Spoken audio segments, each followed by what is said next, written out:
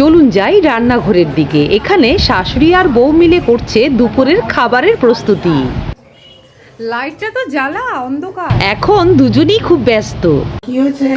বেশ কয়েকদিন ধরে বাইরে খাওয়া হচ্ছে তা। বেশ ভালোই তো। আর এদিকে চলছে প্লেট সাজানো। আগে খেতে বসবে বাচ্চাগুলো, তারপর আমরা ধীরে সুস্থে পরে বসবো। চলুন তার আগে এক নজর দেখে নেই আজকের দুপুরের মেনুতে কি কি আছে। প্রথমেই আছে সাদা ভাত, কচুর শাক, পাবদা মাছের ঝোল। এখানে আছে বাসন্তী পোলাও, আর এদিকে চিকেন রেজালা আর মাটন কারি। এখানে রায়তা, আমের চাটনি, আর শেষ পাতে ছিল মিষ্টি মুখ। এখন বাচ্চা পার্টি খেতে বসে গেছে। চলছে পরিবেশন, চলছে গল্প আর মজা করে ওদের খাওয়া দাওয়া। বেলা এখন অনেকটাই, এবার আমরাও বসে পড়বো, কারণ তারপর মাসিমণিরা খাবে। প্রথমেই প্লেটে ভাত আর কচুর শাক দিয়ে দেওয়া হয়েছে। খেয়ে দেখছি কেমন হয়েছে। সত্যি কচুর শাকটা দারুণ হয়েছে। কি এনেছিস পাবদা? এদিকটায় দে, আর অল্প একটু ঝোল দে। ব্যাস ব্যাস ব্যাস। সবগুলো রান্নাই কিন্তু দারুণ হয়েছে। এবার বাসন্তী পোলাও আর মাটনের পালা। অল্প করে দিবি কিন্তু।